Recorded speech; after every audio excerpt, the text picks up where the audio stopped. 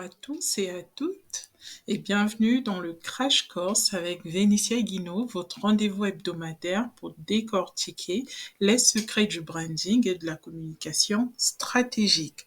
Aujourd'hui, je veux vous parler d'un mythe persistant qui freine beaucoup de marques, petites comme grandes.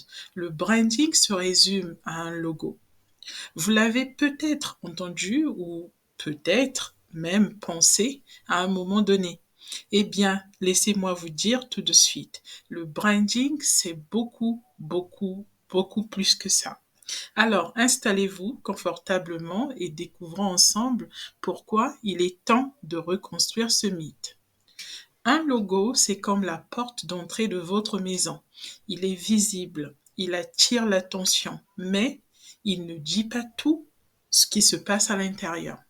Oui, un bon logo, c'est important. Il doit être mémorable, représenter vos valeurs et capter l'essence de votre marque. Mais le branding, c'est comme l'intérieur de votre maison. Les meubles, la décoration, l'ambiance et même l'odeur de cookies dans le four font le tout. Prenons un exemple concret. La marque Apple. Leur logo, cette pomme minimaliste, est reconnaissable entre mille. Mais ce qui fait vraiment la force d'Apple, c'est l'expérience utilisateur, leur innovation constante, leur storytelling qui nous fait croire que chaque produit va changer nos vies. Vous voyez, le logo, c'est juste une petite pièce du puzzle. Le branding repose sur trois piliers fondamentaux qui vont bien au-delà du logo. 1. L'histoire de votre marque. Les gens ne veulent pas juste acheter un produit, ils veulent adhérer à une histoire, à un rêve. Par exemple, en Afrique, des marques comme She Moisture se différencient en mettant en avant l'origine et les communautés qui produisent leurs ingrédients. 2. La perception du public. Votre branding, c'est aussi la manière dont les autres vous perçoivent. Comment vos clients parlent-ils de vous quand vous n'êtes pas dans la pièce? Cette perception est façonnée par vos valeurs, par votre communication et par votre constance dans vos interactions. 3. L'expérience client. Le branding, c'est ce que ressentent vos clients à chaque point de contact avec votre marque, qu'il s'agisse de la manière dont ils sont accueillis dans une boutique, d'un packaging bien pensé ou encore d'un service après-vente irréprochable. Un exemple africain parlant, c'est la marque de luxe Fenustyle, fondée par Madame Pamela Viniquin au Bénin, et précisément à Cotonou. Oui, leur logo est sophistiqué.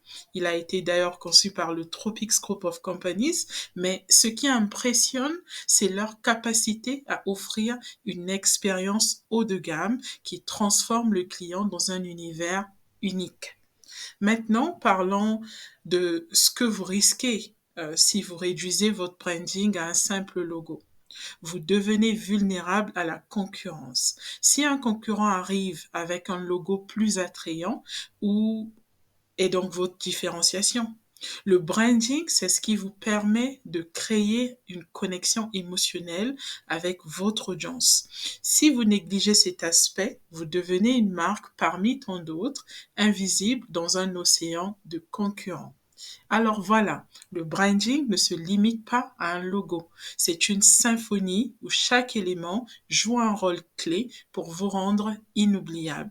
Un bon logo, c'est un début, mais pour construire une marque forte, vous devez penser plus loin, plus profond. Vous voulez aller plus loin? Réservez votre session privée avec moi, Vénitia Guinaud, chaque mercredi pour plonger dans le branding et transformer votre marque à l'international. Envoyez-moi un mail à venicia@tropicsgroup.africa, copiez Tropics Business Events at gmail.com ou encore écrivez-nous directement sur WhatsApp au plus 27 72 749 23 47. Ensemble, nous ferons de votre marque une référence incontournable. Merci d'avoir écouté ce premier épisode du Crash Course avec Vénitia Guinaud. À la semaine prochaine pour un nouveau sujet captivant.